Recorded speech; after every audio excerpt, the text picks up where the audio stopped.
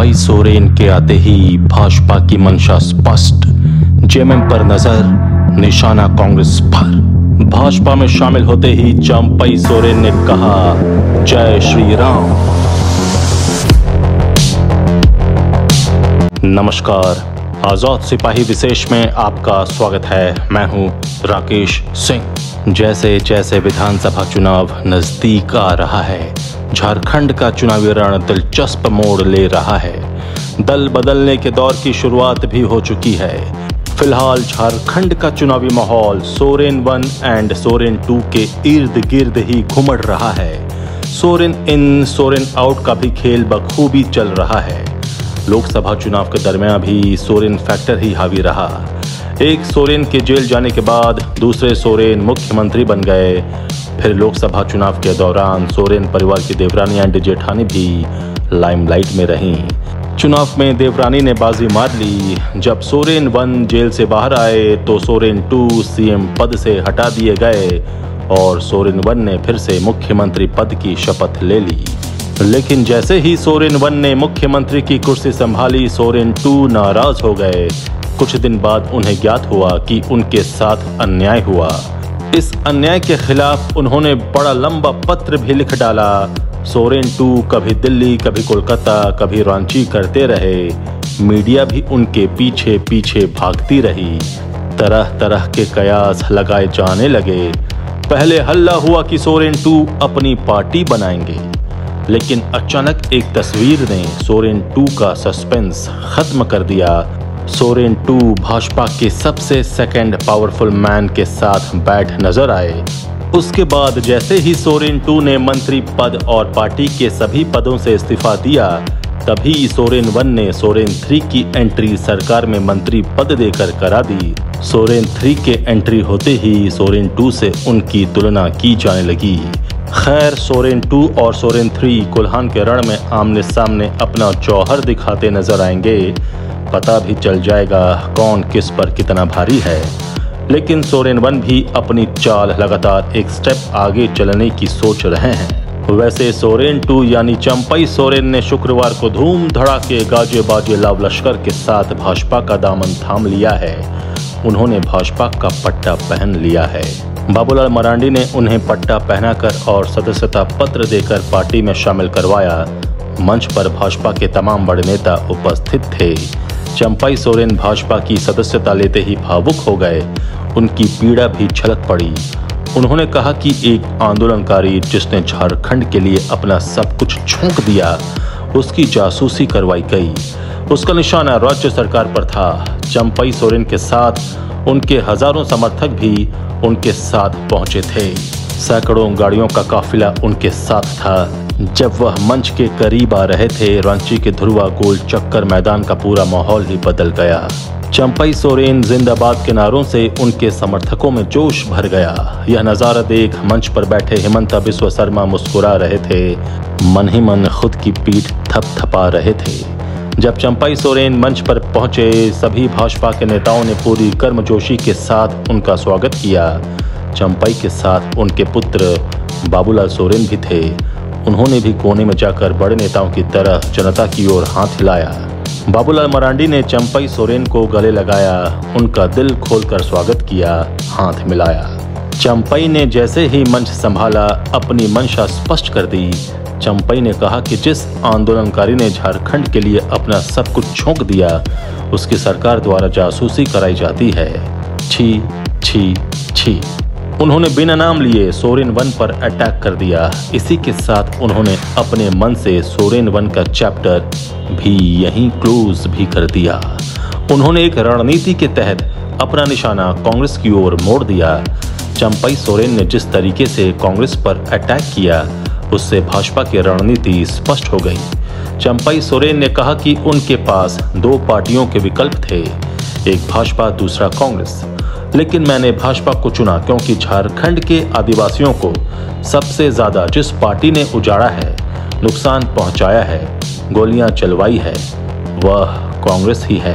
कांग्रेस ने झारखंड आंदोलनकारियों पर सबसे ज्यादा गोलियां चलवाई हैं। कोल्हान में गुआ गोलीकांड हुआ था, वह कांग्रेस ने करवाया था। सभा में चंपाई सोरेन के संबोधन की एक विशेषता दिखी। जहां उन्होंने जोहार से संबोधन शुरू किया, वहीं जय श्री राम के नारे के साथ अपने वक्तव्य को शेष किया। जिस हिसाब से चंपाई सोरेन ने कांग्रेस को आड़े हाथों लिया, यह बात साफ हो गई कि भाजपा भले जेएमएम को घेर रही है, लेकिन उसका असली निशाना और सोरेन सरकार की सबसे कमजोर कड़ी कांग्रेस ही है। चंपाई सोरेन ने एक बार भी मंच से हेमंत सोरेन का नाम नहीं लिया। उन्होंने बस यही कहा कि उन्हें पार्टी में बहुत अपमानित किया गया, यानी चंपाई सोरेन चुनाव में डायरेक्ट सोरेन परिवार और जेएमएम पर अटैक नहीं करेंगे, क्योंकि वह नहीं चाहेंगे कि जेएमएम के कार्यकर्ता उनसे नाराज हों। ठीक है, प्रतिस्पर्धा एक अलग चीज होती है, लेकिन डायरेक्ट अटैक एक अलग चीज होती है। चंपाई इन बातों का ध्यान रख रहे हैं। 2019 के विधानसभा चुनाव में कांग्रेस ने 16 सीटों पर जीत दर्ज की थी। उसके बाद 2 अन्य विधायक बंधु तिर्की और प्रदीप यादव भी कांग्रेस में शामिल हो गए। कांग्रेस की संख्या 18 हो गई। भाजपा का पूरा फोकस यह होगा कि कैसे कांग्रेस को ज्यादा से ज्यादा क्षति पहुंचाई जाए। चंपाई सोरेन ने कांग्रेस पर निशाना साध यूं ही हवा में तीर नहीं चलाया है। इस बयान के मायने यही हैं कि आदिवासी भले जेएमएम से छिटके न छिटके, कांग्रेस से जरूर दूरी बना लें। चंपाई सोरेन ने जिस तरह से बांग्लादेशी घुसपैठियों के बारे में आदिवासियों को चेताया और बताया कि भाजपा ही संथाल में आदिवासियों को घुसपैठियों से बचा सकती है, उसका निष्कर्ष यही है कि संथाल में भी चंपाई गरजेंगे।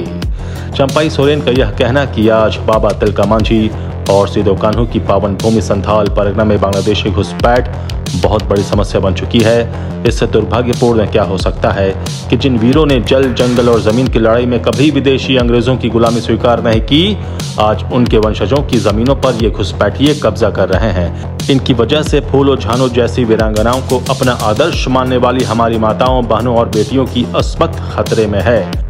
आदिवासियों और मूलवासियों को आर्थिक और सामाजिक तौर पर तेजी से नुकसान पहुंचा रहे इन घुसपैठियों को अगर रोका नहीं गया तो संथाल परगना में हमारे समाज का अस्तित्व संकट में आ जाएगा। पाकुड़, राजमहल समेत कई अन्य क्षेत्रों में उनकी संख्या आदिवासियों से ज्यादा हो गई है। उन्होंने ये भी कहा कि अगर झारखंड, खासकर संथाल में आदिवासियों के अस्तित्व को बचाना है तो वह भाजपा ही बचा सकती है। इसलिए उन्होंने भाजपा में जाने का फैसला किया। चंपाई संथाल आदिवासी हैं। चंपाई सोरेन का संथाल में बांग्लादेशी घुसपैठियों पर बोलना बड़ा मैसेज देगा। इसका पूरा फायदा भाजपा लेना चाहेगी। भाजपा कोल्हान से ज्यादा सीट निकालना चाहेगी। संथाल में भाजपा के लिए बड़ी चुनौती है, उस पर भी भाजपा का फोकस है। भाजपा जानती है कि संथाल में हेमंत सोरेन को सीधी चुनौती नहीं दी जा सकती है, लेकिन जितना भी हो वह संथाल की सीटों में सेंध लगाने की पूरी कोशिश करेगी। जो आ जाए उसे भाजपा अच्छा ही मानेगी। वैसे बांग्लादेशी घुसपैठियों का मुद्दा अब वहां पर आकार लेने लगा है।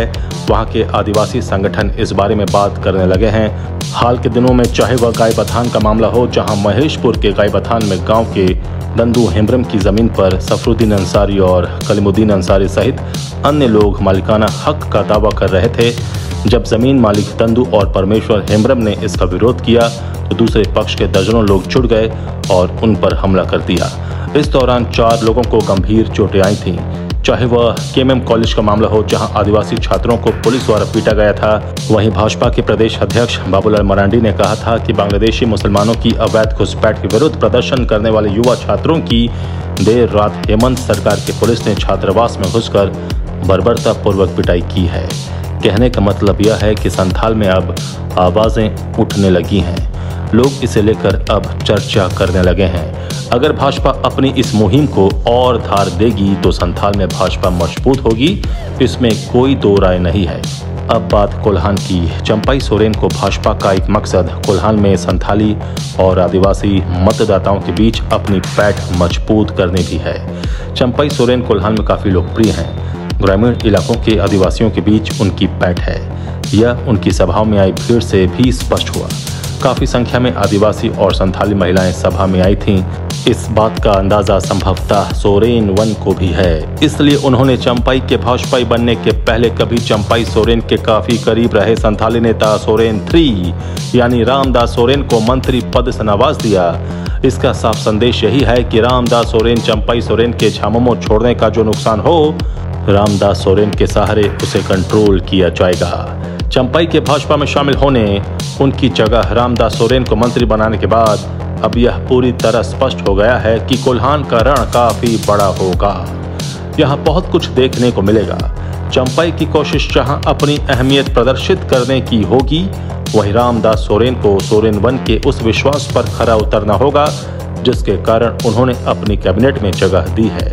कोल्हान से विधायक तो बहुत थे जिन्हें सोरेन वन मंत्री पद से नवाज सकते थे, लेकिन रामदास सोरेन को मंत्री पद देने के पीछे सबसे बड़ा कारण यही है कि सोरेन 2 के प्रभाव को सोरेन 3 के सहारे कम किया जाए। आजाद सिपाही के विशेष में अभी इतना ही। आप हमारे इस YouTube चैनल को जरूर सब्सक्राइब करें और भी अधिक खबरों के लिए पढ़ते रहिए अपना लोकप्रिय दैनिक अखबार आजाद सिपाही। धन्यवाद।